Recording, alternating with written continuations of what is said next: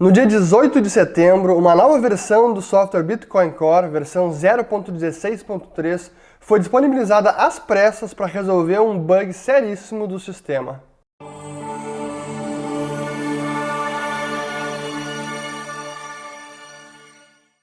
Neste vídeo vamos falar então sobre a descoberta de um bug, uma vulnerabilidade no software do Bitcoin Core, e uma descoberta que foi feita por acaso por um desenvolvedor do Bitcoin Cash, o BCH, que se chama O-Money, esse é o nome do usuário dele, é o apelido dele, e vale a pena agradecer ele, como muitos já o fizeram, porque ele divulgou esse bug de maneira muito responsável e profissional, e então isso tem que ser falado, assim, realmente foi uma postura louvável, e a forma correta de se reportar um bug, sim que foi crítico. E nesse vídeo então vamos falar um pouco mais em que consiste esse bug, quais eram as suas reais consequências, como ele poderia ser explorado, quais eram as chances de ele ser explorado e de que forma isso poderia repercutir na rede do Bitcoin. Então, primeiro de tudo, o software ele foi já disponibilizado para corrigir esse bug, e o bug ele afetava as versões 0.14 até 0.16.2. Essas foram as versões afetadas por essa vulnerabilidade. E o software novo já está corrigindo isso. Então, inclusive, quem roda um full node é extremamente recomendável que atualize o full node com essa nova versão, a última versão, ou quem utiliza serviços de terceiros, seja uma exchange, seja um software de carteira, também insista que esses provedores de serviço atualizem com a última versão que corrige essa vulnerabilidade. Então, o que é essa vulnerabilidade? Primeiro de tudo, ela foi... Isso que é algo importante, é uma das lições que a gente precisa tirar desse episódio, é que esse bug ele foi introduzido no software, óbvio que de maneira não intencionada, foi um acidente, foi um erro, mas ele foi introduzido na versão 0.14. Então isso quer dizer que todas as versões anteriores ao 0.14 não foram afetadas e não estavam sujeitos a esse risco, a essa vulnerabilidade. E o que consistia? Todo mundo conhece o chamado gasto duplo. Então, gasto duplo, que esse é o problema que o Bitcoin resolve de forma descentralizada usando a prova de trabalho. O gasto duplo ele pode ser executado de duas formas. Ou o gasto duplo gasta duas vezes o mesmo input, a mesma origem, em duas ou mais transações. Então eu uso numa transação gastando o input para outra pessoa e uma outra transação gastando o mesmo input para um terceiro. Então eu faço duas transações ou mais que gasto o mesmo input. Para esse problema de gasto duplo, o Bitcoin já resolve sem nenhum problema e não há... o sistema ele não fica vulnerável a esse problema, porque essa forma de gastar duas vezes o mesmo input, ela é sanada à medida que os blocos vão sendo estendidos. Se em algum momento as duas transações forem propagadas por um bloco, cedo ou tarde um novo bloco vai ser descoberto, onde apenas uma das correntes vai ser estendida, então uma transação que tentou gastar duas vezes o mesmo input vai ficar para trás e vai ser rejeitada. Essa é a forma mais usual. Porém, a outra forma, e é que consistia nesse bug, é fazer uma única transação e dentro dessa transação o mesmo input é gasto duas vezes. Então o mesmo input, digamos, um Bitcoin, faz dois outputs gastando duas vezes, gastando um Bitcoin para outro endereço e um ou dois ou três ou quantos Bitcoins para outro endereço. Então por meio deste bug, você poderia, na mesma transação, ter uma origem de um Bitcoin e gastar quantos Bitcoins quisesse em vários outputs. E por isso que se chamou esse bug também de Inflation Bug. Então, um bug de inflação, porque na prática poderia causar inflação. Eu já vou explicar um pouco mais como isso poderia ter sido explorado. Mas esse era o bug. E por conta dessa linha de código que foi introduzida a partir da versão 0.14, nós e os mineradores poderiam acabar aceitando este bug, esta transação gastando mais de uma vez o input, acabariam aceitando como válida essa transação. Esse foi então um grande problema. E nas versões, aliás, de 0.14 até 0.15, o que acontecia não era uma inflação. O que acontecia é simplesmente que o software ele era derrubado, ele era crashado, dava um crash no software e ele simplesmente parava de funcionar. da versão 0.14 e 0.15. A partir da 0.15 até 0.16.2, que eles aceitavam, que os nós aceitariam essa transação de double spending, de gasto duplo, como válida. E inicialmente até o bug ele foi apenas divulgado como sendo apenas um problema de denial of service, né, de negação de serviço, que acabaria crashando todos os nodes que estivessem rodando a versão 0.14. E depois de alguns dias foi finalmente revelado todo o escopo e a extensão e a seriedade deste bug pelo relatório, até pode ver, é o relatório de CVE, que é até uma forma padrão de reportar vulnerabilidades, uma forma padronizada. CVE é Common Vulnerabilities and Exposures, é o CVE 2018-17-144. E eu, inclusive, vou depois disponibilizar aqui no link da descrição desse vídeo um artigo do Jimmy Song, que é um desenvolvedor do Bitcoin Core, é um cara muito bom, e aqui ele explica muito bem a origem desse bug, por que ele foi introduzido, de que forma ele foi introduzido, quais as suas consequências e como ele poderia ser explorado. E aí que vem o ponto e aí tem a ver com a teoria dos jogos do Bitcoin e todo o conjunto de incentivos da rede, e por que esse bug, apesar de muito sério, ele dificilmente seria levado à prática e seria levado a cabo. Porque para explorar esse bug, apenas quem poderia fazer isso é um próprio minerador, porque o minerador precisaria minerar um bloco com essa transação de double spending, com essa transação inflacionária, e para fazer isso ele precisaria gastar energia computacional, executar a prova de trabalho e finalmente propagar esse bloco com uma transação não válida nesse bloco.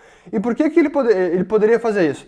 Primeiro, como algumas versões do software, do 0.15 até o 0.16.2, reconheceria essa transação como válida, uma parte da rede reconheceria esse bloco como válido, aceitaria esse bloco, mas uma outra parte da rede não aceitaria esse bloco. Todo mundo que não estivesse rodando a versão até 0.14, então anterior a 0.14, e todo mundo que não estivesse rodando o software do Bitcoin.core, que essa é a implementação de referência, mas há outros softwares que não usam o Bitcoin Core, eles rejeitariam esta transação ou este bloco contendo essa transação. Então, na prática, o que acabaria acontecendo? Um split, uma bifurcação, uma divergência no blockchain. Uma corrente sendo estendida por um lado, validando aquela transação e aceitando a transação inflacionária, e uma outra corrente não aceitando aquela transação e aquele bloco. Então isso acabaria acontecendo uma bifurcação e aí logo seria detectado que algo estranho ocorreu na rede e o bug acabaria sendo descoberto, mesmo se ele tivesse sido explorado antes da sua divulgação, antes de ter sido corrigido. Mas por que ele acaba tendo uma baixa probabilidade de ser explorado? Por conta de toda a prova de trabalho e todo o gasto, o dispêndio de energia elétrica que o minerador precisaria despender, utilizar para poder propagar esse bloco na rede. Então no final das contas, o minerador que fizesse isso, ele acabaria perdendo a força computacional, ele não ganharia os 12,5 bitcoins, porque uma vez sanado o problema, certamente aquela corrente que continha a transação inflacionária seria rejeitada, seria descartada, e o minerador que tivesse minerado aquele bloco, ele não ia mais ganhar a recompensa, ia simplesmente desaparecer. Então ele ia desperdiçar 12,5 bitcoins e toda a força computacional que foi despendida para criar aquele bloco. Então, na prática, essa vulnerabilidade teria poucas chances de ser explorada realmente. Mas foi um bug muito sério e hoje, em retrospecto, várias pessoas, vários desenvolvedores, especialistas reconhecem sim que foi dos bugs mais sérios dos últimos tempos, mas enfim, de novo com baixa probabilidade de ser explorado na prática. E quais são as lições deste episódio? O que é importante a gente tirar daqui? O primeiro é aquela questão de conservadorismo e prudência, que eu já falei aqui diversas vezes e para mim é uma das características, o que eu chamo do ethos dentro da forma de desenvolvimento e atitude perante o desenvolvimento de um software de dinheiro, que é, assim, em última instância, ou em essência, é isso que o Bitcoin é um software de dinheiro, ou dinheiro a partir de software, é preciso muito cuidado, é preciso cautela ao extremo. E sem dúvida que agora ficou evidente que esse bug que foi introduzido de forma não intencional por um desenvolvedor que também é muito renomado, que é o Matt Corallo, no Twitter ele é @bluematt, ele foi o responsável por introduzir esse bug, e todos os outros desenvolvedores e quem faz a revisão do código e a revisão desse pull request, que foi o PR 9024, deixa eu até ver aqui qual é o PR dele, deixa eu ver aqui, aliás, o PR 9049, ele acabou não sendo revisado da forma digamos, criteriosa e minuciosa que deveria ter sido, e acabou passando batido o bug que esse PR 9049 introduziu no sistema a partir da versão 0.14. Então isso realmente evidencia como qualquer atualização, mesmo uma que não seja que não afete as regras de consenso, como foi o caso dessa atualização, não era uma nova funcionalidade, não era uma questão contenciosa, era até uma funcionalidade para otimizar a validação, a propagação e o download dos blocos de transações. Então era uma funcionalidade para otimização do software, para ele ficar mais rápido, mas ele acabou deixando passar uma possível transação inflacionária que fazia um double spending, uma tentativa de gasto duplo dentro da mesma transação. Um input gastando mais de vários outputs, então no fim das contas era uma transação inflacionária. Esse então é a grande questão com o software de dinheiro, e por isso que a prudência e o cuidado, a cautela e o conservadorismo em qualquer tipo de atualização é extremamente importante. E por isso que a revisão também dos códigos, um software de open source, código-fonte aberto, a revisão é extremamente necessária, e a revisão meticulosa e com, digamos, sem pressa, onde a pressa não pode ser... A pressa, no caso de software, é inimiga da perfeição e inimiga da segurança também. É preciso revisar com cuidado, é preciso revisar com o prazo que for necessário. Esse é outro problema, e por isso que muitos desenvolvedores rejeitam a ideia de um roadmap para um software e de deadlines para software open source, especialmente um software como esse, porque você não pode acabar deixando em segundo plano, relegando a segundo plano questões de segurança por uma suposta necessidade urgente de ter que liberar novas funcionalidades, novos esquemas, novas opções, enfim. Tudo isso em software open source de dinheiro, a cautela em primeiro lugar, e se tiver que levar mais tempo para ser analisado, para ser revisto, para ser realmente ter um escrutínio meticuloso, é preciso esperar o tempo que for. E nesse sentido que eu acho que a principal lição é cuidado, cautela, segurança e acima de tudo. Essa é a grande lição. E aí, por fim, eu faço uma referência a um artigo que eu escrevi no final de 2016, chamado Entendendo os Riscos e a Segurança do Sistema, onde eu elenco o que eu vejo que são os principais riscos do Bitcoin, e onde eu digo que são os 3 grandes riscos. O primeiro, o risco de mercado, a oscilação de preço principalmente. O terceiro, na verdade, depois eu volto ao segundo. O terceiro, o risco de usabilidade, não saber usar com segurança, ter os bitcoins extraviados porque perdeu a senha, não soube fazer o backup de uma carteira, perdeu o celular, ou o computador foi hackeado, ou deixou numa exchange que não tem nenhuma segurança. Enfim, risco de usabilidade.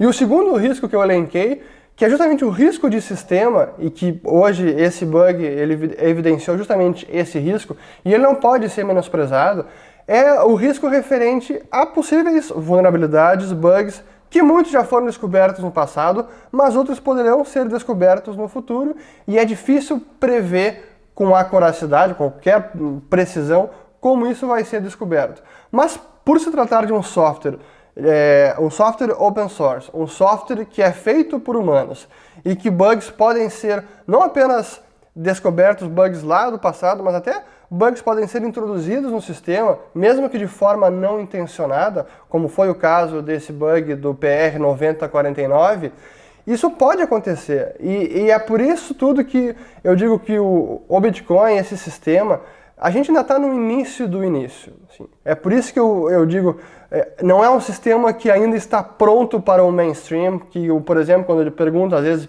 perguntas hipotéticas, o Bitcoin pode ser usado para, se um país quiser adotar o Bitcoin como uma moeda de curso legal, ele estaria pronto para isso? Não está pronto para isso. Ainda precisa ser muito mais testado. Sem dúvida que é um sistema muito robusto. E o bacana desse episódio, de uma vulnerabilidade que é descoberta, é que ela também é sanada de forma muito rápida. E ela depois, quando isso é divulgado, ampla publicidade é dada a ela. Mas é um software. Ele é aprimorado, ele é corrigido, ele é algo vivo que precisa ser testado, usado e aprimorado. E então, para encerrar, é uma grande lição, sem dúvida que foi mais um aprendizado, e evidencia tudo que não apenas eu, mas vários desenvolvedores, especialistas têm dito desde sempre com relação a um software de dinheiro, a um software que realmente guarda valor, e hoje bilhões de dólares não apenas guarda, mas transfere valor, onde a prudência vem em primeiro lugar, onde a prioridade é a segurança, em detrimento de qualquer rapidez, otimização, escalabilidade. É preciso sim, no protocolo base, on-chain, no blockchain, a camada principal, segurança acima de tudo.